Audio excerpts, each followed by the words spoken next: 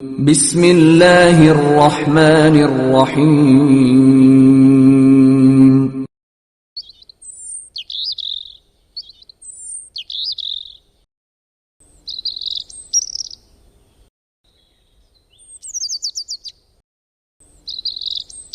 الحمد للہ رب العالمین والصلاة والسلام علی اشرف الانبیاء وسید المرسلین نبینا محمد وعلی آلہ وصحبہ اجمعین اما بعد۔ انتقال ہو جانے کے بعد کیا میت کو زیادہ دیر تک گھر میں رکھنا چاہیے، اوروں کا انتظار کرنا چاہیے تاکہ زیادہ سے زیادہ لوگ آ جائیں، چاہے اس میں تاخیر ہو، یا سنت کا طریقہ یہ ہے کہ اس میں جلدی کی جائے؟ تو جواب اس کا ہے جلدی کرنی چاہیے۔ آج یہی حدیث پیش کی جا رہی ہے اور اس کی وضاحت بھی کی جائے گی کہ جلدی کرنے سے مراد کیا ہے۔ کیا کندھے پہ رکھ کے بھی دوڑنا چاہیے، یا مثلا غسل تکفین دینے میں تاخیر نہیں کرنی چاہیے، یہ دونوں مراد ہے؟ اس کی وضاحت بھی باذن اللہ عز و جل آج کے اس درس میں کروں گا، اور آج ہے درس نمبر 31 کتاب الجنائز کا، جس میں حدیث نمبر 36 پیش کرنے جا رہا ہوں۔ عن ابی ہریرہ رضی اللہ عنہ عن النبی صلی اللہ علیہ وسلم قال اسرعوا بالجنازہ فإن تک صالحة فخیر تقدمونها الیہ وإن تک سوى ذلك فشر تضعونه عن رقابکم، متفق علیہ۔ حدیث کا ترجمہ حضرت ابو ہریرہ رضی اللہ عنہ سے مروی ہے کہ نبی صلی اللہ علیہ وسلم نے فرمایا، جنازہ لے جانے میں جلدی کیا کرو۔ جنازہ یعنی میت کو جب کہیے اس کو چارپائی پہ رکھتے ہیں، یا ایسے ہی اس کے لیے جو مخصوص بنایا جاتا ہے وہ اس پہ رکھ دیا جاتا ہے، اس کو جنازہ کہا جاتا ہے۔ یعنی میت کو لے جانے میں جلدی کیا کرو، اس لیے کہ اگر وہ نیک ہے تو پھر وہ بھلائی ہی ہے جس کی طرف تم اسے لے جا رہے ہو، اور اگر نیک نہیں ہے تو پھر شر ہے جسے تم اپنی گردن سے اتار رہے ہو۔ بخاری و مسلم۔ حدیث کی تخریج امام بخاری نے روایت کی ہے کتاب الجنائز باب السرعۃ بالجنازہ، حدیث نمبر 1315۔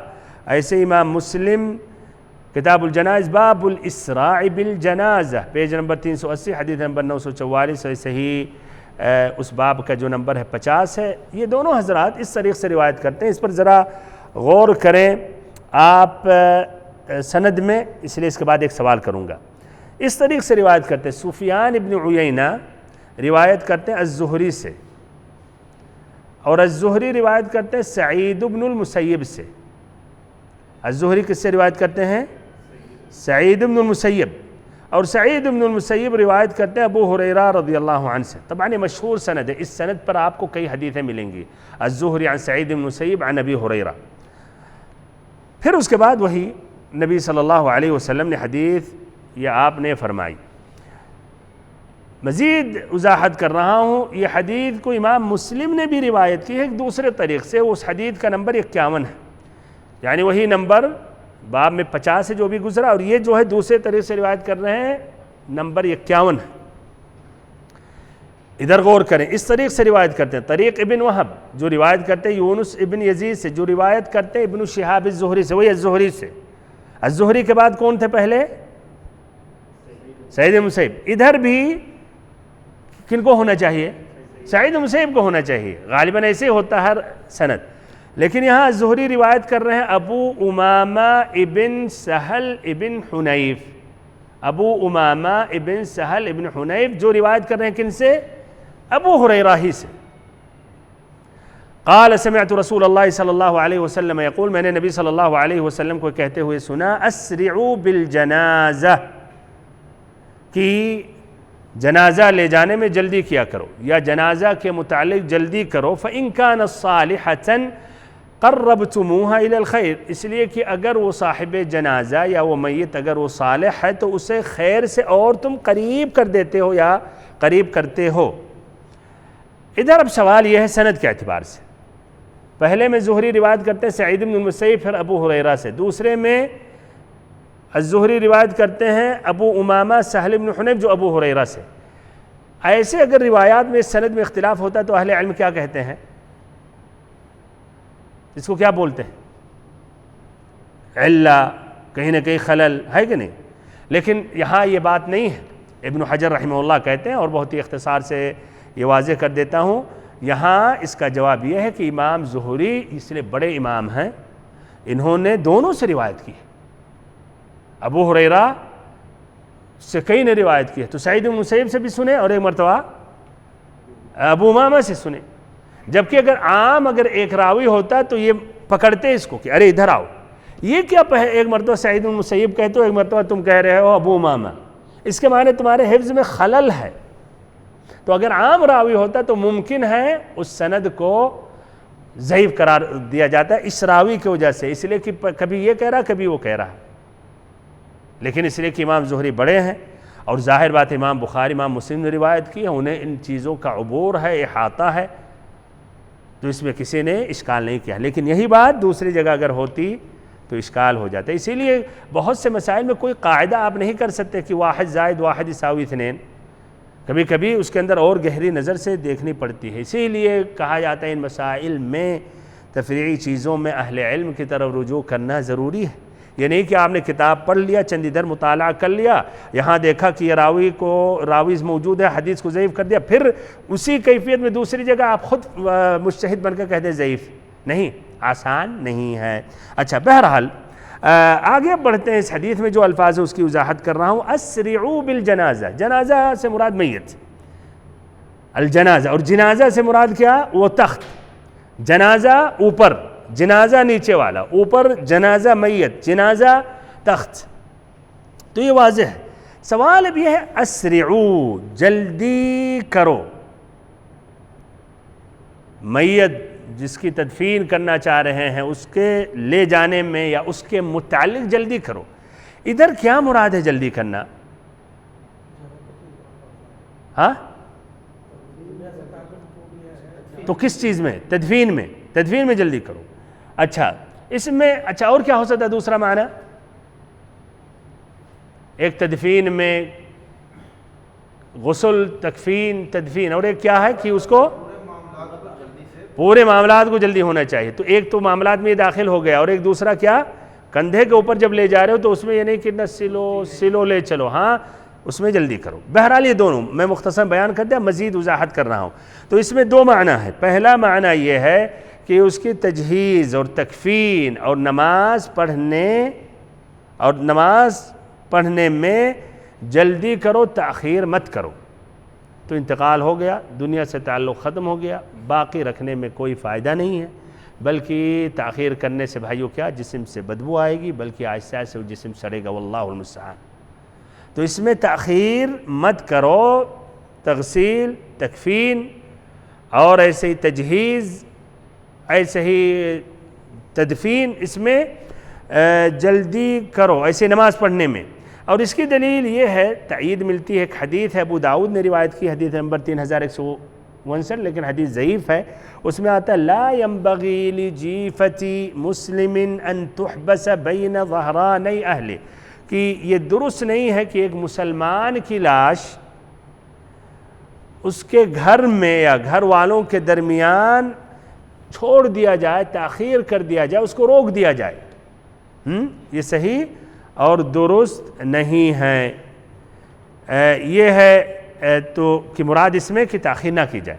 دوسرا معنی مطلب بھائیو یہ ہے کہ قبرستان لے جانے کے وقت اس کو جب کندھے پر آپ رکھے ہوئے ہیں تو اس میں جلدی کریں، تاخیر نہیں کریں، سلو سے آرام سے چل رہے ہیں، ایک قدم رکھ رہے ہیں، بلکہ اس میں جلدی کریں۔ لیکن کتنی جلدی؟ اتنی جلدی کہ میت کو گرا دیں یا کچھ نہیں، یعنی معقول، المہم یعنی سست نہ ہو، اس میں ایک قوت یعنی حرکت ہو، جلدی ہے، ایک جلدی کر رہے ہیں آپ۔ اس کی دلیل کیا ہے؟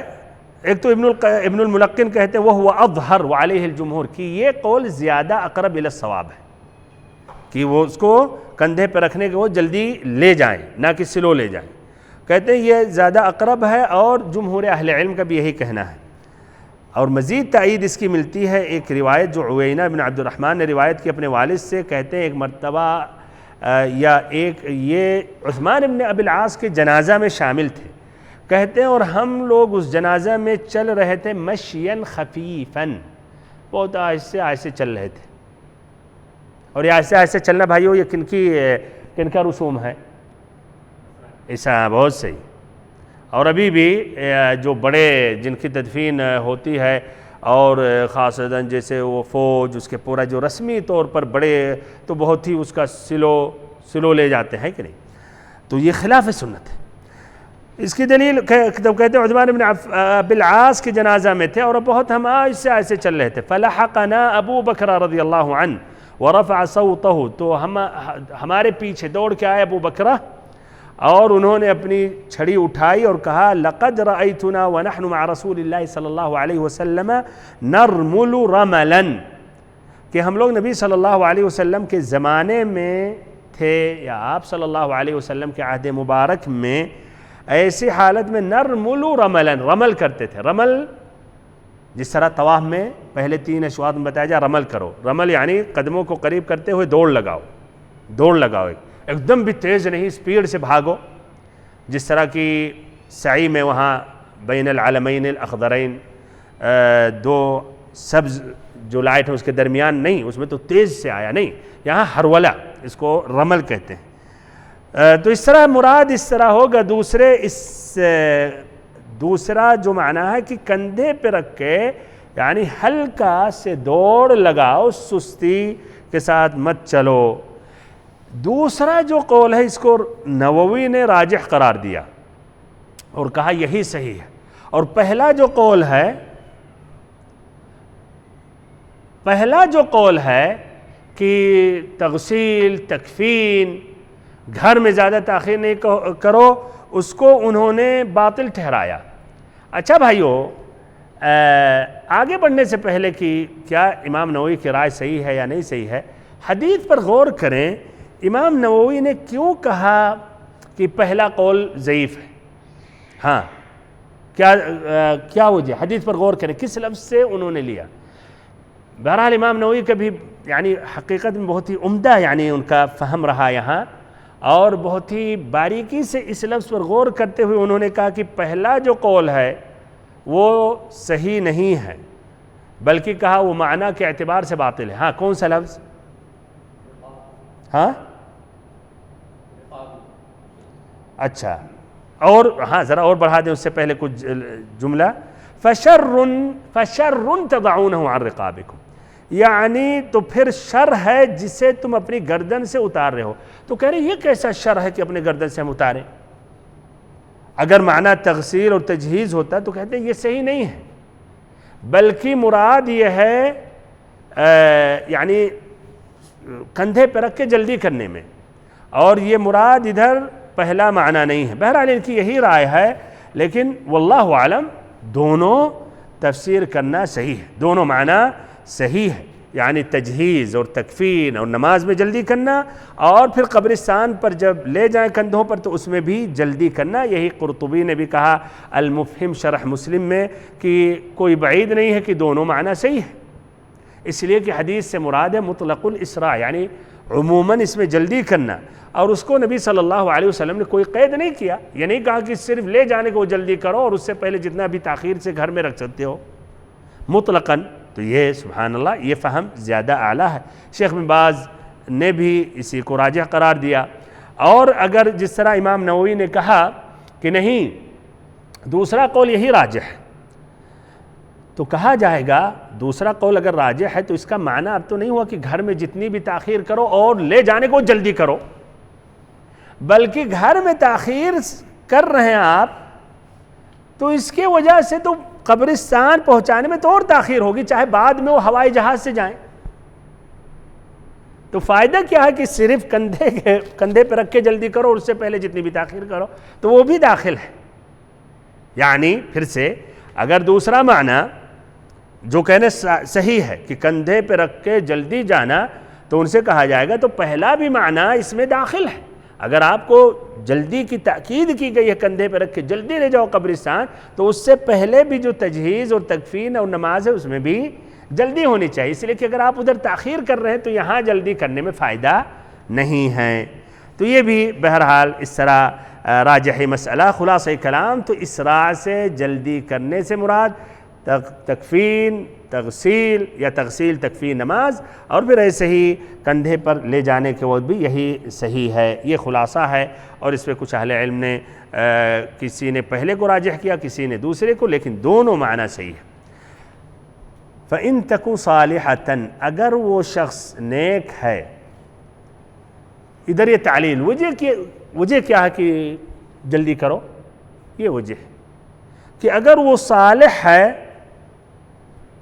تو اس کے لیے وہ قبرستان جو برزخی زندگی ہے دنیاوی زندگی سے بہتر ہے، تو اس کو تم جلدی اس خیر بھلائی تک پہنچا رہے ہو۔ ایسے ہی وَإِن تَكُ سِوَ ذَلِكَ، وَإِن تَكُ سِوَ ذَلِكَ کہا، سِوَ ذَلِكَ کیوں کہا؟ صالحہ کے مقابل میں کیا ہے بھائیو؟ جنازتن صالحہ، اس کا ضد کیا ہے، اپوزٹ کیا ہے؟ فاسقہ بھی کہہ سکتے ہیں، اور ایسے ہی ہاں گنہگار، وہی فاسقہ۔ اچھا، صالح کا ضد ایک دم جو سب سے ملتا جلتا اس کا ضد کیا ہے؟ طالح، غیر اتنا مستعمل لفظ ہے، صالح طالح، صاد سے اور یہ طا سے، طالح۔ اور ایسے ہی مثلاً وَإِن تَكُ سَيِّئَةً، اگر وہ جنازہ یا صاحب جنازہ برا ہے تو آپ نے اس کو استعمال نہیں کیا، کیوں؟ اس لیے یہ لفظ یعنی ایک طرح معیوب ہے، اچھا لفظ نہیں ہے، اور یہ نبی صلی اللہ علیہ وسلم کا یہ اسلوب رہا کہ آپ ایسے الفاظ سے زبان سے نہیں لاتے تھے، اس کے جگہ پر یعنی یا تو کہیں کنایات استعمال کرتے تھے، یا جہاں یہاں جو معنی پورا ہو گیا کہ اگر وہ وَإِن تَكُ سِوَ ذَلِكَ، کہ اگر وہ نیک ہے تو پھر وہ بھلائی ہی ہے جس کی طرف تم اسے لے جا رہے ہو، اور اگر وہ سِوَ ذَلِكَ یعنی ایسا نہیں ہے، اگر وہ صالح نہیں، آپ نے نہیں کہا کہ اگر وہ فاسق فاجر ہے، اگر وہ گنہگار ہے، اگر وہ عاصی ہے، اگر وہ طالح نہیں، اگر وہ ایسا نہیں ہے، ہاں یعنی سب خلاص واضح ہے، لیکن وہ لفظ ذکر کرنے کی ضرورت نہیں۔ فَشَرٌ تَضَعُونَهُ، فَشَرٌ یعنی جو برا ہے یا اپنے گردن سے جو شر ہے اسے تم اتار دو گے۔ اچھا، تو یہ حدیث کے الفاظ کی وضاحت، اب آگے بڑھتے ہیں۔ اس حدیث میں جو اہم فائدے ہیں وہ ذکر کر رہا ہوں، تقریباً 3 اہم فائدہ اس حدیث میں، جس کا تعلق کتاب الجنائز سے ہے، اور ایک چوتھا اضافی بھی فائدہ انشاءاللہ ذکر کروں گا جس کا تعلق بلاغت سے ہے اور نبی صلی اللہ علیہ وسلم کی فصاحت سے ہے۔ چلیے، تو پہلا فائدہ یہ ہے کہ جنازہ میں تاخیر نہیں ہونی چاہیے بلکہ جلدی کرنی چاہیے، اور جلدی سے مراد کیا؟ اس کی تغسیل، ایسے ہی تکفین، ایسے ہی نماز جنازہ پڑھنے میں، پھر ایسے ہی دفن کرنے میں، چاروں چیزیں۔ تغسیل، پہلے غسل دیا جاتا ہے، کفن پہنایا جاتا ہے، نماز پڑھایا جاتا ہے، پھر دفن کیا جاتا ہے، تو تمام چیزوں میں یہ جلدی کرنی چاہیے۔ ایسے ہی قبرستان لے جانے کے وقت بھی جلدی کرنی چاہیے، اور اس کی وجہ آپ صلی اللہ علیہ وسلم نے بیان کیا، اگر وہ صالح ہے تو اس کے حق میں بہتر ہے، اس کی مصلحت، کس کی؟ اس میت کی، اس لیے کہ جو اللہ نے وعدہ کیا ہے، جو نعمتوں کا وعدہ کیا ہے، جو خوشیاں ہیں اس کی قبر میں، اسے وہ جلدی وہ حاصل ہوں گی۔ اور قبر جو ہے میت کے لیے وہ دنیاوی زندگی سے، میت یعنی مؤمن صالح کے لیے وہ زیادہ بہتر ہے۔ اچھا، اگر یہ صالح نہیں ہے، برا رہا، تب بھی جلدی کرو۔ کیوں جلدی کیا جائے؟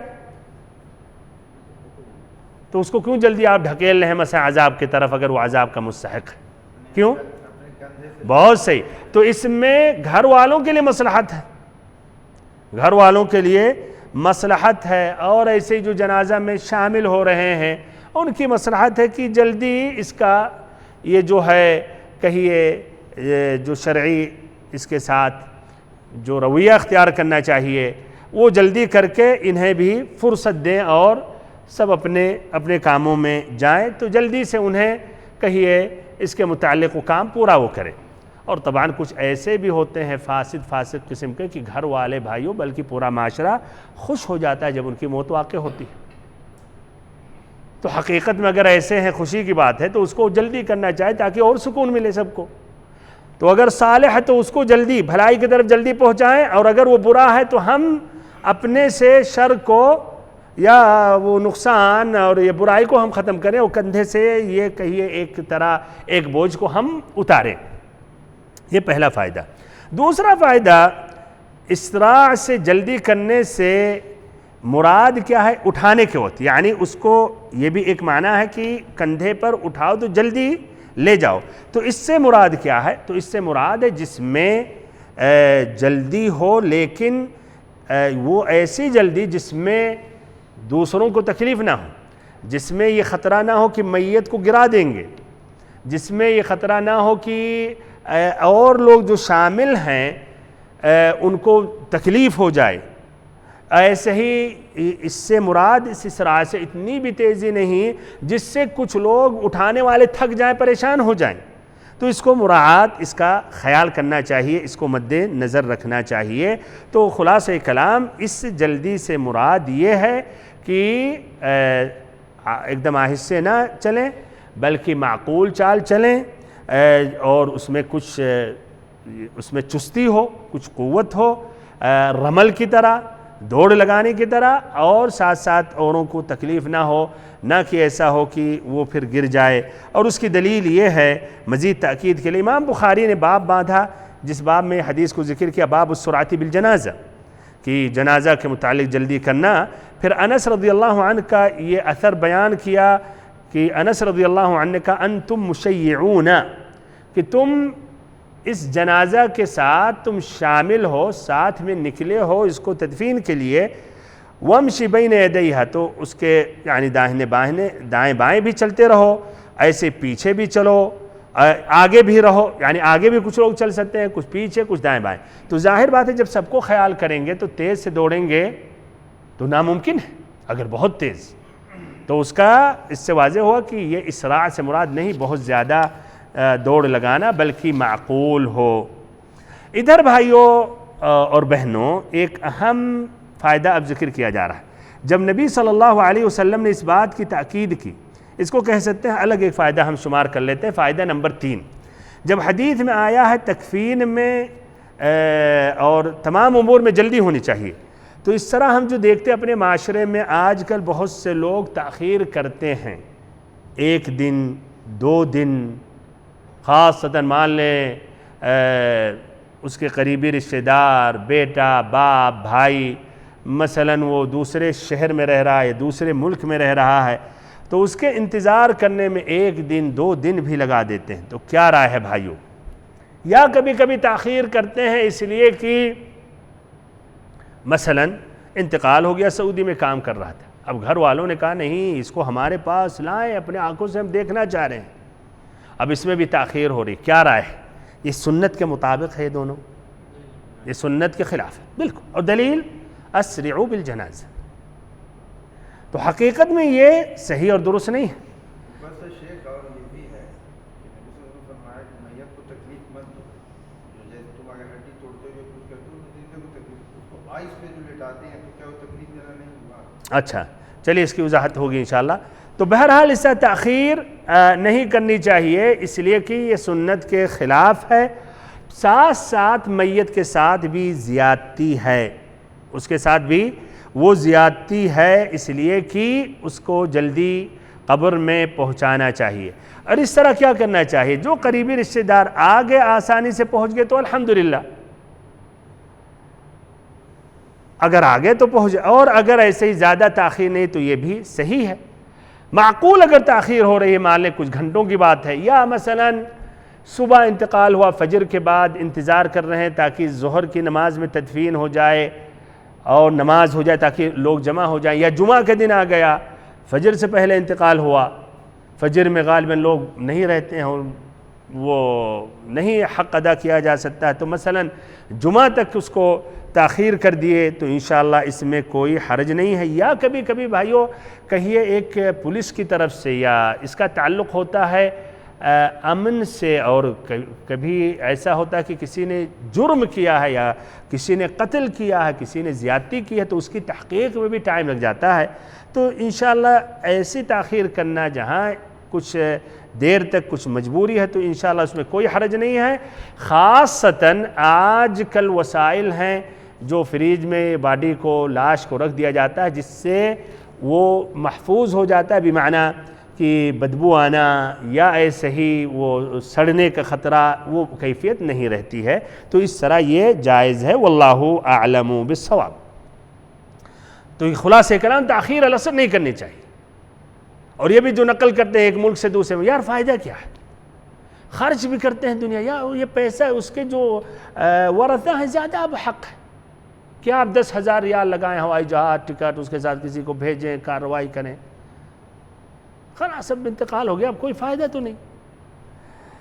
فائدہ نمبر 4، سنت کا طریقہ اس حدیث سے یہ واضح ہوتا ہے کہ میت کو، ہاں کیا رہا ہے بھائیو، آج کل گاڑی کے ذریعے گاڑی پر اس کو ہم اس کے یعنی تخت کو گاڑی میں رکھ کے اس کو پہنچائیں گاڑی سے یا کسی اور سواری سے یا کندھوں کے اوپر، لیکن الاصل کیا ہے، الاصل کیا ہونا چاہیے، الاصل کندھے پہ ہونا چاہیے. سنت کا طریقہ ہے میت کو کندھے پہ رکھ کے قبرستان تک لے جانا چاہیے، لیکن جائز ہے طبعاً کسی سواری پر رکھ کے لے جانا. آج کل جو گاڑیاں ہیں اس کے لیے خاصتاً اگر مثلاً اس میں دشواری ہے کندھے پہ لے جانا، مثلا بارش کافی ہے پھسل سکتے ہیں، یا ایسے قبرستان کافی دور ہے مسجد سے تو لے جا سکتے ہیں. لیکن جو لوگوں نے عادت بنا لی ہے کہ گاڑی ہی پر لے جاتے ہیں چاہے قبرستان قریب کیوں نہ ہو، تو حقیقت میں یہ صحیح اور درست نہیں ہے. کیوں؟ اس میں دو باتیں، نمبر 1 سنت کے خلاف ہے، نمبر 2 جو مقصد ہے کہ کندھے پر اس کو رکھ کے لے جائیں تاکہ اور بھی ساتھ میں لوگ شامل ہو جائیں اور ایسے ہی اس میت کو سامنے دیکھتے ہوئے خود عبرت حاصل کریں، خود اپنے بارے میں غور و فکر کریں، آخرت کو یاد کریں، یہ فوت ہو جاتا ہے. صحیح حقیقت میں ہم آج جو جاتے ہیں مسجدوں میں نماز پڑھ لیے پھر اس کو گاڑی میں رکھ دیا، ہم بھی گاڑی سے جاتے ہیں اور پھر پہنچتے ہیں بس قبرستان میں. کبھی ایسا ہوتا ہے تاخیر ہو گیا، اس کو اندر ڈال دیے، دیکھنے کو بھی نہیں ملا، صرف مٹی دینے کو ملی یا وہ بھی ختم ہو گیا، دعا مانگ کے اور اہل میت سلام کر کے آ جاتے ہیں. تو وہ معنی حقیقت میں اس میں نہیں ملتا ہے.